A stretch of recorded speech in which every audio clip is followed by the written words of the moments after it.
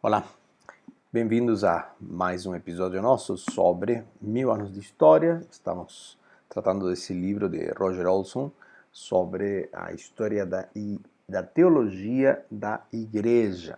Não é a história da igreja, é a história da teologia da igreja, um pouquinho diferente, tá? Mas temos que tratar, evidentemente, assuntos que são basicamente históricos, né? Mas o foco é como que a teologia foi evoluindo, como que ela chegou ao estágio que está, por onde ela tem andado, né? O que ela sofreu, quais são as suas virtudes e por aí vai a coisa, né? Estamos no capítulo 10. Este não é o vídeo principal do curso, é um vídeo público, apenas um pequeno resumo muito superficial do que se constitui o capítulo 10, mas no vídeo anterior, neste e bem provável que em alguns próximos, eu continue a fazer referência a outros livros históricos também. Por quê? Porque há muita informação que se você não tem o manejo, o hábito, a prática de conhecer do que se trata de alguns assuntos, às vezes você perde um pouco.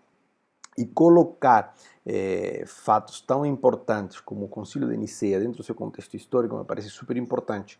Então, há algumas referências e alguns comentários neste vídeo que, como houve no anterior e como teremos nos dois subsequentes, imagino, tá? Que serão assim.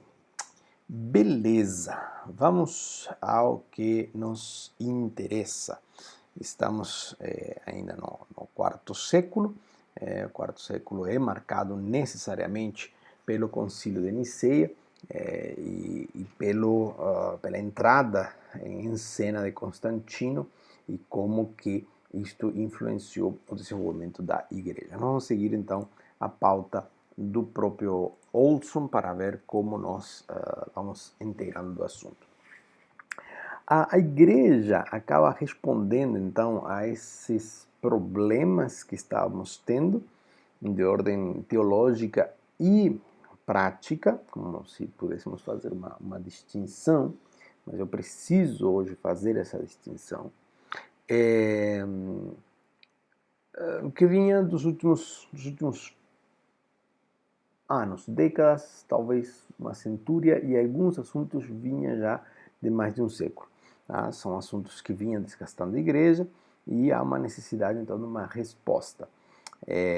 A necessidade aqui, vamos ter que entendê-la muito bem, talvez não seja a necessidade da própria igreja, tá bom? E é aí onde começa a haver umas distinções, umas diferenças.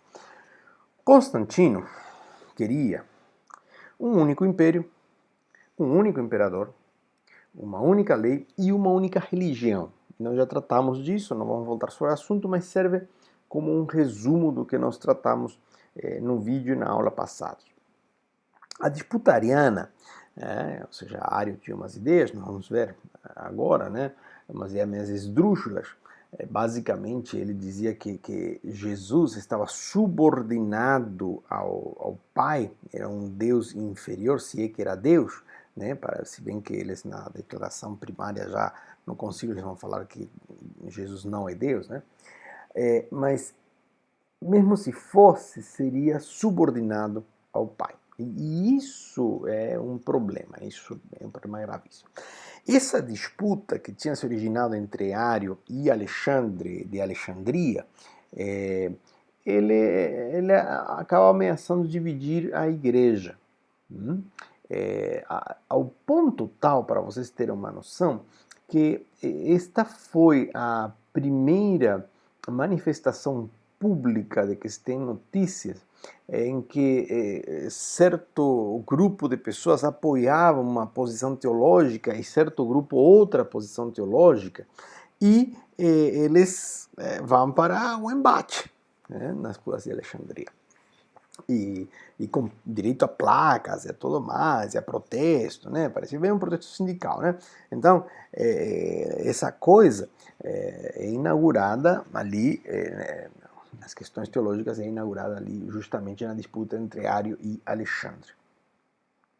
Ario é condenado em Nicéia e ele acaba se aliando com Eusébio, né? Não confundamos os Eusébios, temos mais de um aqui, e nós vamos ver que fim que leva a tudo isso. O resultado do concílio, mesmo assinado pela maioria, não acharia aconchego até 50 anos mais adiante, mais para frente, quando tenhamos o concílio final de Constantinopla.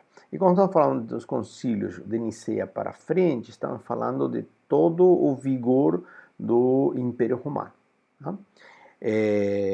Muito bom. O credo resultante de Niceia e de Constantinopla, mas por enquanto vamos chamar somente de credo niceu, ele é aceito por toda a cristandade até agora. Muito bom. Qual que é a questão? Né? O que está em jogo? O bojo da disputa ariana. Né? Nós temos que ter, então, Niceia, o credo e Ário. Tudo está aí girando junto nessas datas. Ário enxergou numa pregação de Alexandre rastros do modalismo. O modalismo é aquele ensinamento pelo qual Deus seria somente um, mas ele se manifestaria como se fosse personas, no sentido de personagens, né? Não no sentido de essências, sino como personas de uma personagem, né? Em três personas diferentes. Né? Então, por isso chama modalismo ou sabelianismo, né? Porque era Sabelio que me propunha essa ideia. Então, era Deus, mas ora se manifestava como o Pai, ora se manifestava como o Filho, ora se manifestava como o Espírito Santo. Isso é modalismo. Os portos modais vêm daí, tá? Os intermodais, né? Muito bom. Muito parecido o uso da palavra, né? Mas o modalismo é exatamente isso, de forma tal que não é possível termos o Deus triuno. Então, Ário, que era um presbítero, ali diz, olha, esse bispo aqui já passou da data de vencimento, ele tá gagá, tá falando nada com nada, né? E sai fazer um uso das fake news bastante maciço, né? Enviando cartas, pregando, ensinando, né? Era líder numa escola lá. Então, ele usava tudo que tinha ao seu poder justamente para denigrir o Alexandre. Alexandre diz a história que ele é um homem pacífico e ele decide enfrentar Ário. Oh, desculpa, eu esqueci do meu corretor ligado.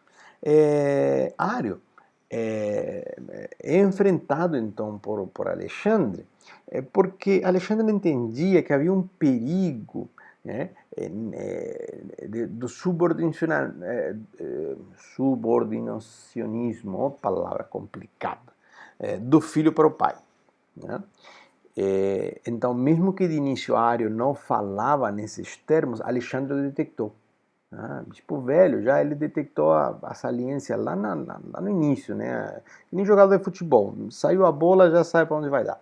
E ele detectou a saliência. Tal é assim que quando ele chega no concílio e a primeira coisa que se pede é que alguém se levante do lado de Ário e defenda a postura, eles enchem o peito, estufam o peito e eles declaram abertamente: Jesus não é Deus. Não há problema nenhum para nós, porque Jesus não é Deus. Então Jesus tem que estar subordinado ao Pai. E claro, se Jesus não é Deus, tem que estar subordinado ao Pai.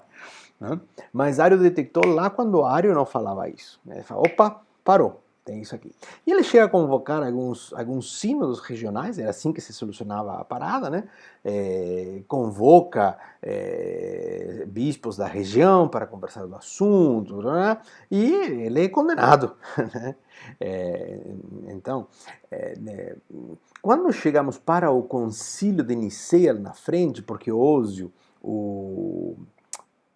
quem era o conselheiro para as questões cristãs do imperador Constantino, quando Ósio chega para Constantino e diz, olha, está se dividindo, está uma divisão tremenda, ele lá está triste. Né? Quando chega para lá, e Constantino convoca os bispos, eles não sabiam do que se tratava. Não ficava claro para eles do que se tratava, porque eles tinham, por um lado, uma encíclica de Alexandre, e, por outro lado, Eusébio tinha escrito, então, porque Ario tinha ido se refugiar lá, em Cesareia, então Eusébio manda uma carta toda amorosa, claro, explicando as melhores partes do arianismo, né? E então ninguém entendia nada. Por isso que quando chega no concílio eles pedem, a primeira coisa que pedem é isso, a primeira coisa que acontece é isso. No meio de toda essa disputa, já no concílio, já estabelecido, dentro do concílio propriamente dito, veja que cada um desses pontos são anos aqui dentro, tá? É uma síntese. Então, no meio do concílio, no qual Constantino diz que ficava no andar de cima, no trono dele estava no andar de cima, simbolicamente, né, do encontro dos bispos, ele não aguenta a coisa mais e ele resgata uma palavra latina de Tertuliano, a coloca em grego, e diz, bom, vamos com consubstancial para falar do filho. O filho compartilha da substância do pai. Então, quando a gente fala essa palavra consubstancial com o pai no credo, por exemplo, o que nós temos na realidade é uma contribuição do próprio Constantino diretamente na questão teológica. Isso é terrível, né? Mas tudo bem, estamos aqui para fazer história, não dar opinião. A opinião vai ser mais para o final, eu tenho minha opinião. Muito bom. Constantino basicamente tinha deixado a Roma, vamos voltar um pouquinho na história, basicamente tinha deixado para um segundo plano. Ele se dividia entre Milão, no norte da Itália, e Niceia. Na Gália ele gostava um pouco de Lyon também, mas ele ia muito para Niceia, ele preferia estar lá. Né? Tá, a atitude dele tinha lá suas razões, mas a partir desse trajeto, Roma acaba ficando desprovista naturalmente daquele senso de poder, porque o imperador não passa tempo lá. O imperador passa tempo em Nicéia, o imperador passa tempo em Milão, mas em Roma não. Está preocupado com a construção da nova Roma, que fica lá poucos quilômetros de Niceia, né? Está preocupado com isso, mas então fica num vácuo ali. Isso é importante para o que vai vir depois. Então ele quer a união da igreja. Ele convoca, ele financia, ele protege o primeiro concílio da igreja, no qual se convoca a todos os bispos, eram quase 500, bispos naquele momento, são convocados todos eles. E apenas 318 aparecem e a maioria são da parte oriental. Né? Nós temos que lembrar que a parte oriental do império falava grego e a parte ocidental, a parte onde se põe o sol, né, falava latim. O bispo de Niceia era ariano também. E Constantino, desde o início, ele deixa claro, mas deixa claro mesmo, não é uma coisa assim que é sugerido, olha só que bom, não. Ele é o bispo dos bispos. Tem que ficar claro esse lance.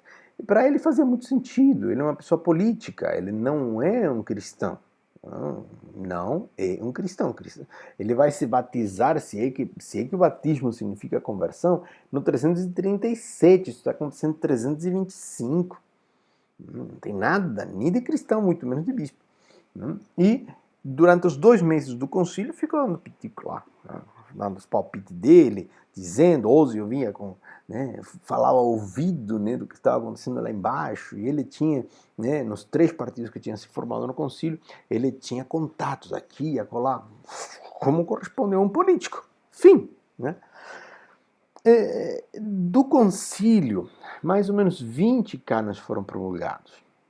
Então, por exemplo, alguns interessantes que Olson menciona é justamente que os eunucos poderiam ser ordenados desde que esse fato de serem eunucos não tivesse sido uma questão voluntária. Se vocês vão lembrar do que nós vimos anteriormente, Orígenes, que teologicamente é o grande influenciador tanto dos partidos dos arianos como dos alexandrinos, vamos chamar assim, Orígenes tinha se autocastrado por uma interpretação literal de Mateus, E agora, muitos anos depois, então dizem, bom, tá tudo bem, os eunucos podem então ser ordenados desde que aquilo não tivesse sido voluntário.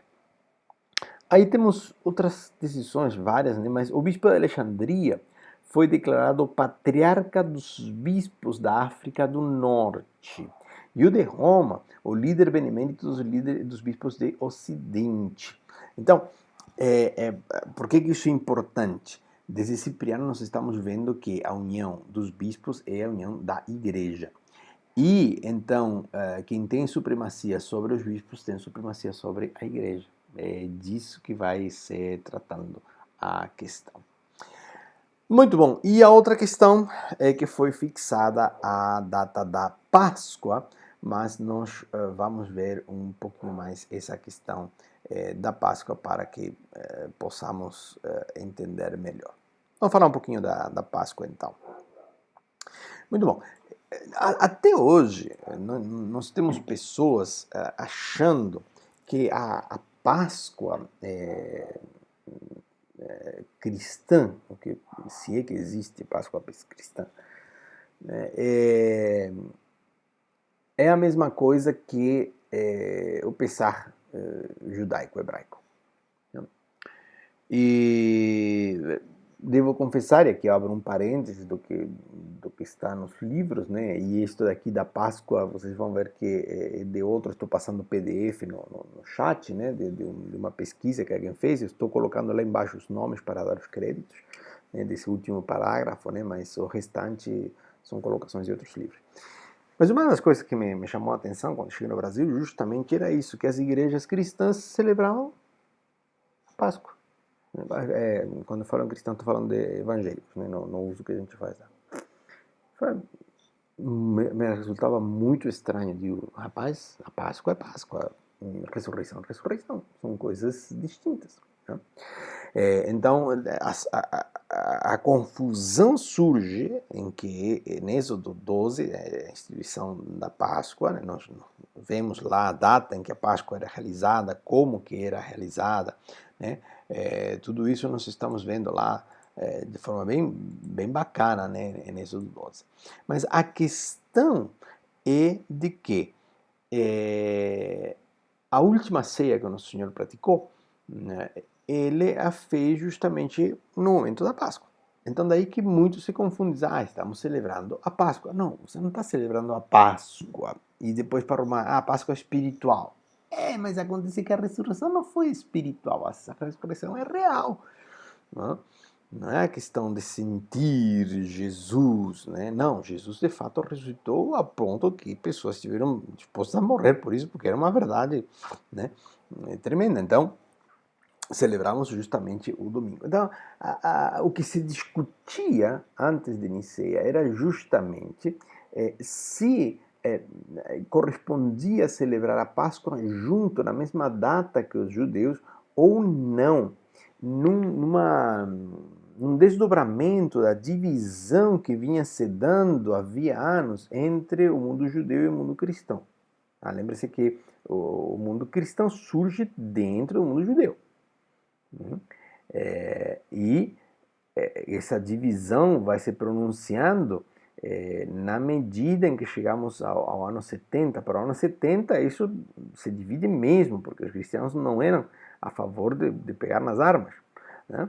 Então, o que acontece? Essa divisão vai se tornando cada vez maior, ao ponto que muitos anos depois, disto inclusive que estamos falando, vamos ter o caminho inverso, cristãos perseguindo os judeus. Então, nessa divisão, havia esse cisma de, bom, é correto celebrar a Páscoa em tal data ou não? E muitos diziam bem claro que não se podia participar dos pães asmos. Não era para muitos cristãos, né? Diziam não era para celebrar com os pães asmos dos judeus. E por aí a questão. E a outra questão que se discutia era se a celebração então deveria de ser na semana, né, quinta, sexta, sábado, né, aquele, né, todo peregrinar, ou se era apenas o domingo. Então tinha tudo isso. Então tinha quando no calendário e qual dia da semana. Se coincidia ou não. Era bastante, então temos bastante pontas nessa questão. Mas as duas coisas que se discutiam normalmente, então seria sobre a data, não sobre o conceito, né? Sobre o momento de celebrar. Parece que o conceito estava bastante claro, não como agora que está bastante difuso, mas o conceito era bastante claro. E eles então vão acabar determinando como que isso seria. O problema é que nós não temos registro a respeito disso. Foi determinado, mas o quê? Aparentemente que foi determinado que fosse domingo. Mas como se calculava isso? O ano lunar que os judeus usam não bate com o ano solar. Então, como que é? Aí eu coloco essa nota, essa tal de Natalie, esse Wagner aqui embaixo, Cássio, né? Eles fizeram um estudo tal sobre esse assunto, e ele vai dizer assim: Dionísio Exíguo afirmou que o Concílio de Nicéia concordou com um ciclo de 19 anos já utilizado em Alexandria para o cálculo da data da Páscoa e apresentou um ciclo de 95 anos, o que ele diz ter adaptado dessa ciência egípcia, isto é, de Alexandria, né, porque Alexandria ficava no Egito. Dionísio foi um monge do século VI, dizem os autores, né? Na atual Romênia, que ficou conhecido por um método de cálculo pascal e a inclusão do conceito do ano Domini, ou seja, o ano do Nosso Senhor, né? Que é a contagem dos anos a partir do nascimento de Cristo, que ainda está em uso em nossos dias. Gostei disso que eu achei naquele PDF que eu vou passar para vocês, e por isso que eu coloquei aqui, porque esclarece bastante o que estava acontecendo nesses momentos. Muito bom, vamos ver mais isso na aula. Agora, nesse momento, não é uma coisa que me preocupe sobremaneira. Vamos falar dos concílios em geral? Então, antes deste concílio, nós tínhamos tido outros tantos, muitos outros concílios, muitos outros sínodos, muitos outros encontros de bispos para resolver as coisas, né? Este é o primeiro convocado pelo imperador, protegido por forças militares, financiados pela coisa pública e que abrange o império como um todo. Então, essas são as características do concílio de Niceia. Nós temos outros concílios que são importantes de lembrarmos, e nós vamos ir estudando eles, né? Por exemplo, agora este é o de Niceia, em 325, depois nós temos o de Calcedônia, em 381, o de Éfeso, em 431, e o de Constantinopla, em 451. Esses concílios são chamados concílios universais ou ecumênicos. Eles são reconhecidos pelas duas vertentes do cristianismo. O cristianismo iria se dividir, o cristianismo católico, né, iria se dividir entre o romano e o ortodoxo, né? Até hoje existe essa divisão, esse racha, né? E esses concílios são reconhecidos por eles dois, e há alguns outros, mais três, que eles coincidem. Tá? A gente já não. Nós que somos de raiz reformada ou livre, nós não coincidimos. Mas tudo bem. Tá? Mas para que se entenda, todo mundo, toda a cristandade, né, ela coincide nesses quatro concílios. Por exemplo, eles são aceitos posteriormente, quando chegamos na Reforma, vamos ver que eles aceitam os concílios de boa e os credos que estão ali de boa, está tudo ok. Tá? As igrejas reformadas, e também o conteúdo, mesmo que não a forma, mas o conteúdo é aceito pelas igrejas de ordenamento livre. Batistas, menonitas, pentecostais, né? Aceita seu conteúdo, né? Talvez se nós começarmos a repetir, creio no Deus Pai Todo-Poderoso, Criador do céu e da terra, em seu Filho Jesus Cristo, consultado sem a culpa. Olha o que é isso, né? Catolicismo. Não, mas você crê nisso. Talvez você não aceite a formalidade, entendeu? Mas o conteúdo você aceita. E Olson coloca Concílio Mundial de Igrejas. Ele diz que também o aceita, exige que a igreja declare que Jesus Cristo é Deus, né? É interessante a questão dos credos. Nós deveríamos dar mais atenção aos credos, né? Porque sintetizam a fé, né? Não é a Bíblia, mas sintetiza a fé. É, então, é, necessitamos conhecer, ao meu ver, né? E entender os concílios e os credos. Não é material para dizer, não, isso daí é da igreja que se perdeu. Não, temos que entender e ver até que ponto andamos juntos, porque há muita coisa que nós andamos juntos. Né? O que distingue esse concílio, né? E os credos para nós não é o próprio concílio e o credo, senão a autoridade que lhe é atribuída. Então, para nós, os de liturgia livre, a Bíblia tem mais autoridade do que os concílios e credos. Né? Se você vai para os reformados, eles também. Os concílios têm seu valor, o credo tem seu valor, mas você precisa dirimir uma dúvida. A Bíblia acaba surgindo com autoridade. Isso é notadamente claro nos anglicanos, por exemplo. Né? Dos 5 solas, para eles, o mais importante é declaradamente a Bíblia. Tá? Uma declaração de fé deles. Bom, já entramos em outras questões. Então, é importante então que tenhamos esse conceito, essa noção dos concílios. O que acontece após Niceia? Como fica a história? Então a gente poderia ter ideia de que, pronto, resolveu, ficou lindo o negócio. Agora sim, agora está claro, todo mundo sabe o que acreditamos, tudo sabe como se deve proceder, está tudo muito às claras. Não, nada disso. Na realidade, apenas estabelece alguns documentos e regras sobre alguns assuntos e sobre aqueles que eram mais candentes. Tá? E mesmo havendo uma definição, não acaba impactando a igreja como era esperado pelo imperador. Se sai de lá com uma situação mais confusa em muitas coisas. Então, isso tem que servir para nós de ensino, de alerta, mas também temos que ficar atentos à história, para não andar repetindo coisas sem saber os fatos. Né? Lembre-se, mais importante que a opinião são os fatos. O fato passa por cima de tudo. E o fato é que Niceia é o pontapé inicial de um grande jogo de futebol, vamos dizer assim, se fosse dizer ilustração, né? Mas ainda não está nem perto de chegar no final do primeiro tempo. Tá? Então, Ario, mesmo que é excomungado, ele é um desordenado agora, né? E é desterrado, ele acaba influenciando e muito o mundo cristão. Tanto é assim que alguns historiadores dizem que se não fosse por Éfeso e por Calcedônia e depois por Constantinopla, a nossa teologia oficial seria muito mais parecida com as Testemunhas de Jeová, colocando a Jesus como um ser muito importante, muito relevante, bacana, mas subordinado ao Pai, não é Deus.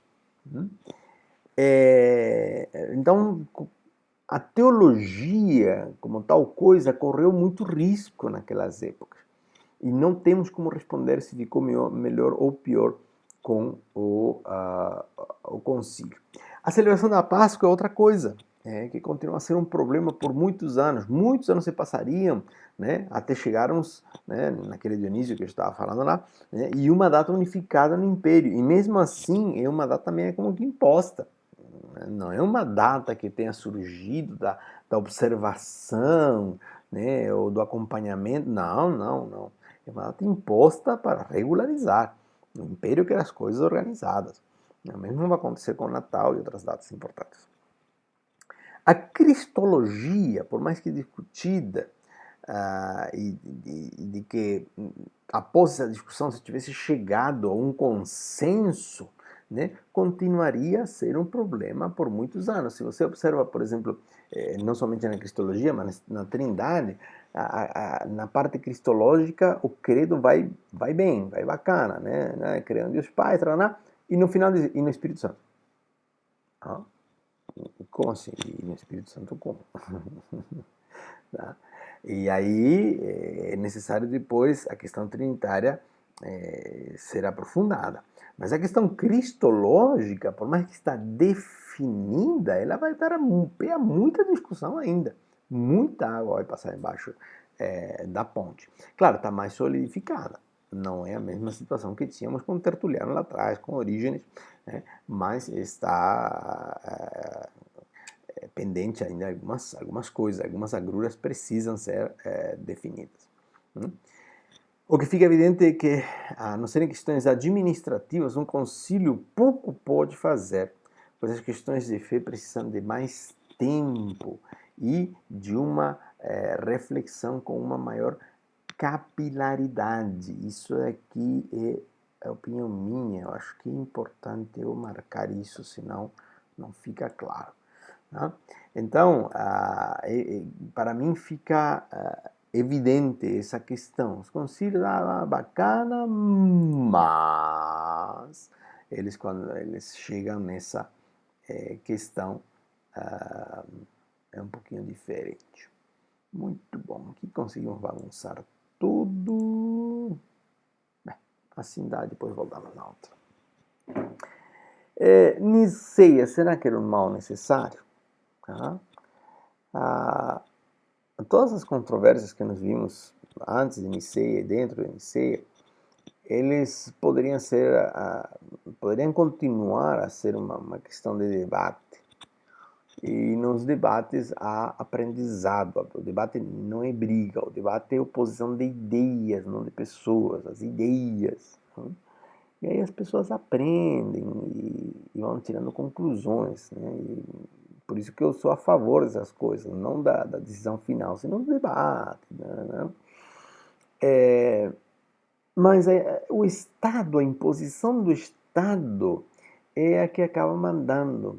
E acaba mandando sobre uma igreja que começava a andar cada vez mais curvada na dependência do poder público. Era necessário agora acionar o imperador e suas forças para impor, para tirar um bispo de uma igreja, para colocar o bispo, aspas, adequado para aquela igreja. Entendeu? Isso não é força de expressão, isso acontecia, é terrível. Desde aqui de 325 até o fim do Império Romano, pelo menos na parte ocidental, né, com a deposição de Rômulo Augusto, lá em 476, vão 151 anos, para nós termos uma base onde nós estamos. Claro, eles não sabiam que estavam indo para o final disso daí. Mas o que acontece é que a igreja, já na sua forma bem institucionalizada, iria a sobreviver, tá? E acaba substituindo o império, né, no lado ocidental. Então, não foi bom para a igreja. Alguns podem dizer que sim, alguns têm essa paixão, essa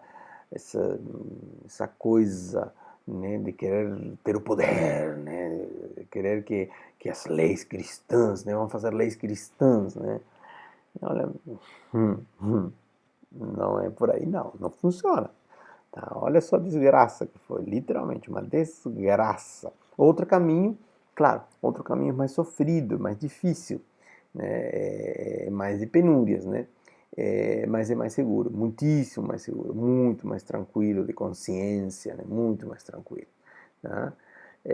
Bom, por outro lado, alguém poderia argumentar que era necessário um encontro global, né? Com o crescimento e o impacto da igreja. Lembre-se que a estimativa mais baixa é de 5% da população. Tá? Então, com esse crescimento, alguns vão dizer que se tornava evidente a necessidade de usarem a mesma pauta, de cantarem o mesmo cantinho. Tá? Isso é um desconhecimento pleno de como funciona a igreja. né? Basicamente isso, mas eu entendo a ideia. Não, precisavam, olha só, era um desordem, uma desorganização, cada um para o seu lado. É isso mesmo. Não porque a gente goste o desordem e a anarquia, mas porque o oposto é ruim. A imposição por meio da lei é ruim, tá? Não queremos isso para nós, nem queremos isso para ninguém. Essa é a questão. Bom, já estou dando opinião, né? Isso não posso. Então, voltando na opinião, então aceitar o financiamento público e a proteção do imperador pareciam valores pequenos, valores de troca pequenos a serem pagos em virtude da necessidade. É isso que alguns vão a argumentar. Alguns deles, inclusive, são amigos meus, tá? Argumentam assim, eu entendo, não compartilho, eu entendo. Seja como for, estamos perante um divisor de águas, seja que você concorde que Nicéia era um mal necessário, ou que você diga que foi o início das dores, né? É um divisor de águas. A igreja nunca mais tornaria a ser a mesma. Em certo sentido, até hoje, por exemplo, nos definimos a partir da aceitação ou não de Nicéia e dos outros concílios, como vínhamos falando. Né? Mas não podemos negar que o modelo que Nicéia propõe, que Nicéia inaugura, é diferente do modelo que os apóstolos tinham deixado. Muito bom. Frasezinha de Olson, né, que é um conjunto de frases, na realidade. Olson diz assim: o imperador Constantino presidiu um concílio ecumênico e tornou obrigatórias suas decisões. Seu propósito era terminar a controvérsia ariana, mas serviu realmente como um catalisador dela. Muito bom, vamos conversar bastante na nossa aula de quinta-feira. Se você não é nosso aluno, lembre-se de que essas aulas vão às quintas-feiras, elas acontecem das 8 da noite até as 9h30, são remotas, então você pode participar delas tranquilamente desde a sua casa. Temos um encontro, evidentemente, para pizza, né, uma vez por semestre, tal, mas elas pretendem contribuir com o pensar cristão. Então, se você quer participar, faça sua inscrição, participe. Nós vamos ter o segundo ciclo desta, perdão, não é o segundo ciclo, é a segunda parte desta disciplina no segundo semestre. São 1000 anos de história agora e são mais 1000 no segundo semestre. Então, junte-se a nós, né? O material está à disposição e é muito bom. Nos vemos na quinta.